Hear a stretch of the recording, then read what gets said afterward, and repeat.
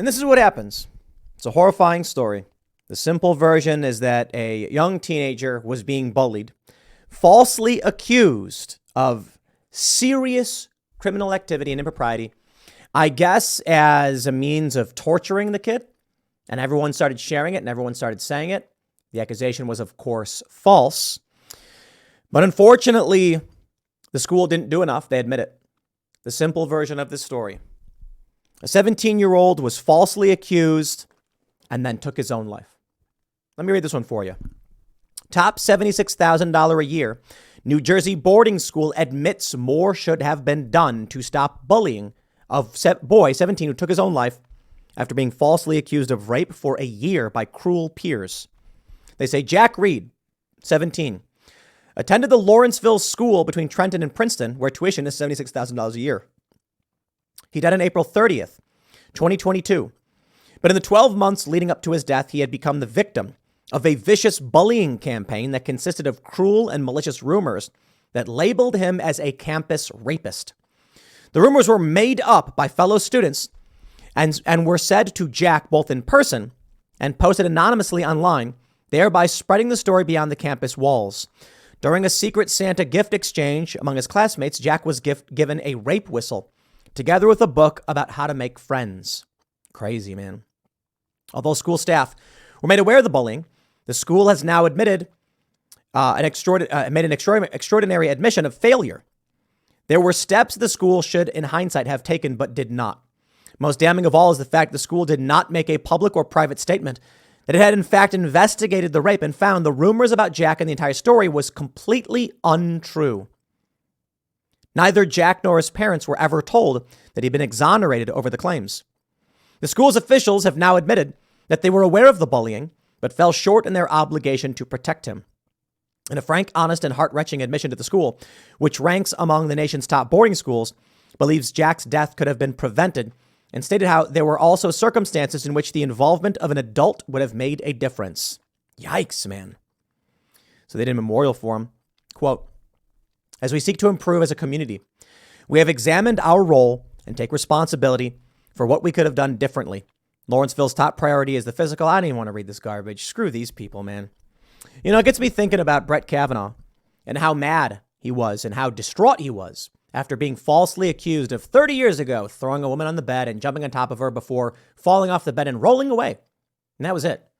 And then came the psychotic cult-like behavior from these insane people. That's what the left is.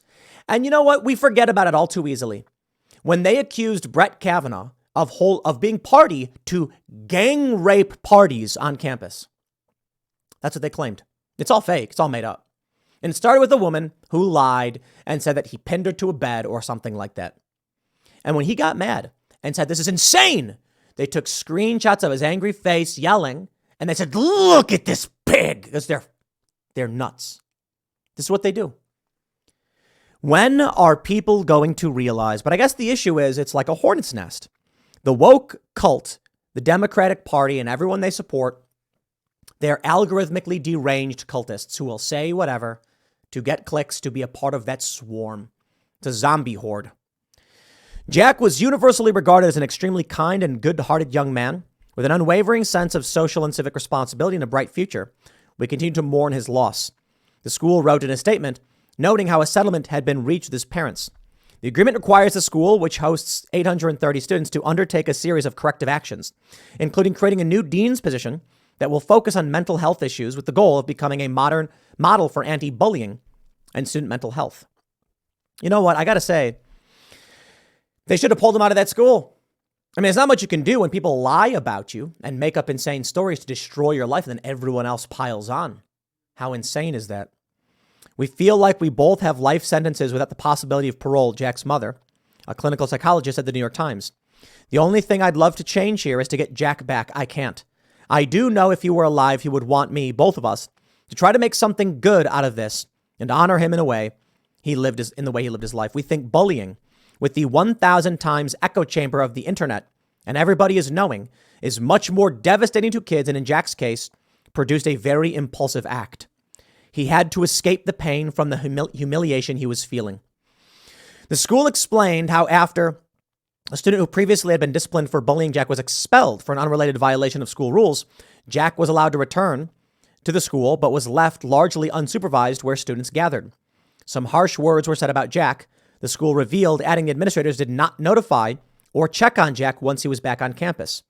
Later that night, Jack, who was a Dean's List student, took his own life, telling a friend that he could not go through the ordeal again.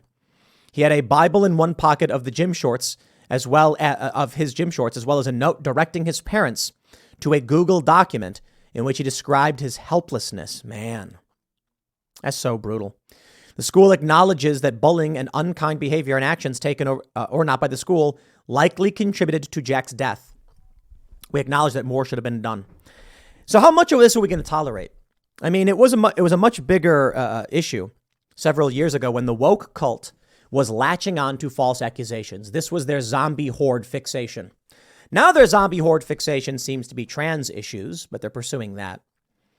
But this is why we can't be party to the hornet's nest, and we have to actively stop that viral plague of woke zombie mind virus. Elon Musk went on Bill Maher. It was cool to see. He spoke about the importance of free speech, and he said one of the most important things. I mean, free speech only matters when it's speech you don't like.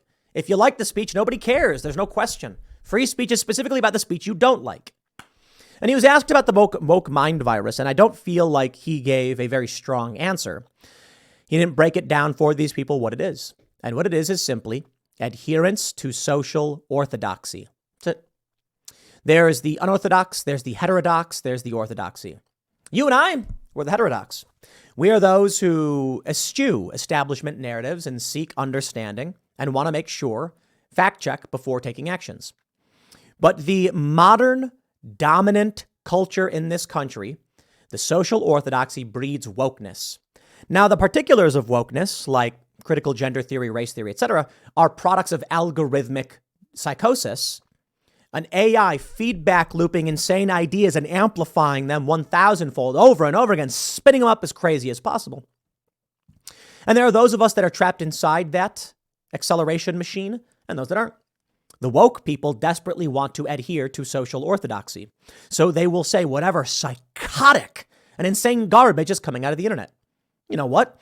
A few years ago, it was a whole bunch of false accusations. This day, it's like critical gender theory, I think.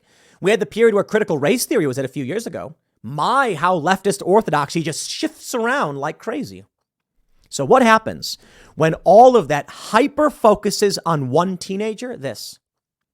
And that's why we have innocent until proven guilty. That's why we say don't jump to conclusions and why we don't support ridiculous leftist mobs, because this is what they do. They lie, and then everyone else piles onto the lie for power, like with Brett Kavanaugh. In this instance, it took a child's life. A young man, he was 17. They say following his suicide, the school's board of trustees hired the law firm Petrillo, Klein, and Boxer to investigate the circumstances around his death. The investigation included interviews with 45 students, faculty members, and others, together with a review of more than 100 emails from students and school personnel, Jack's personal emails, phone records, texts, internet searches. We said from the beginning, let's seek the truth and follow it. And that's what we tried to do every step of the way. He added, this happened on my watch and I'm grief-stricken. The schools say they are to introduce meaningful changes that will support the school's aspirations of becoming a model for anti-bullying. The settlement agreement and the school's admission of responsibility are aimed at honoring Jack. The admission is particularly rare. The Reeds hope that something good can come out of their son's death by raising awareness of bullying, mental health, and suicide prevention. While at Lawrenceville, Jack was recognized as a leader by his peers and served as president of Dickinson House, one of the residential homes of the school. He also ran in the cross country and track teams and loved singing in choir groups. You know what probably happened? Some leftists made the story up for clout because they don't care about you, because they're NPCs, they're zombies. This is what they do. They post lies on the internet all day, every day. Hey, this person will probably make a great journalist, right? Go work for the Washington Post. That's what they do. Yashir Ali published a story about Steven Crowder that appears to be taking tons of things out of context and smearing him in the worst possible interpretation of what the video shows. And of course, the people who don't like Crowder are more than happy to jump on that and push the narrative and accuse Crowder of being the villain. It's a viral video of one argument. I don't care to get into the full details other than to point out it seems like Yasher was just publishing gossip garbage nonsense. And a lot of people are saying, oh, stop defending Crowder. I'm not here to defend Crowder. I'm here to say, watch the video and read what he wrote. And it is incongruous. I'll just put it simply. You can by all means be mad at Crowder and think he's a bad guy. I don't care. Fine. I'm just saying these journalists, they lie, they smear, and they cheat. They're smear merchants. This is what we're seeing now. People go on social media. They want clout. They spread the story to get the clicks. And then everyone riles around it. And then some kid loses his life. I'll leave it there. Next segment's coming up in a few minutes. Stick around and I'll see you all shortly.